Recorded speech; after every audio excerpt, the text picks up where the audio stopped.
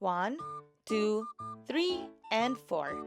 Ano kaya dito ang pinakamasarap? I'm here in Mezarap and di ko sure kung sadya ba talaga nila yung name pero ang sarap talaga dito. May nahanap na naman tayong hidden restaurant na sobrang sulit at masarap here in Boracay. You can find Mezarap along the main road sa Lake Town, baba ka lang sa BPID Mall and you'll find it sa alley going to the beach. At sa tagal kong nakatira dito sa Boracay, ngayon ko lang nalaman may third floor pa pala dito and I find it so relaxing kasi maaliwalas, presko at maraming halaman inside. So kung mahilig ka mag-picture-picture, then maraming spots rin dito na IG worthy. But I came here for the food because usually in-order ko lang ito either to go or through Mr. Swift. I used to order shawarma all the time but since I'm with friends, in-order naman namin yung mga pagkain na pang dine-in and would you believe tig 600 lang talaga kami nito? Sobrang sulit na, diba? So let's start with 3 meze with hummus na sobrang sarap and we got here the squid, beef, and chicken but you can also choose other variants na type mo. And you see, I'm very particular with the flavors and spices used especially cause it's Mediterranean at nakuha naman nila yung boldness ng kebab, sauces, and sides. Actually, kahit ito palang mabubusog na kayo cause you can choose also to eat these with rice or with flatbread.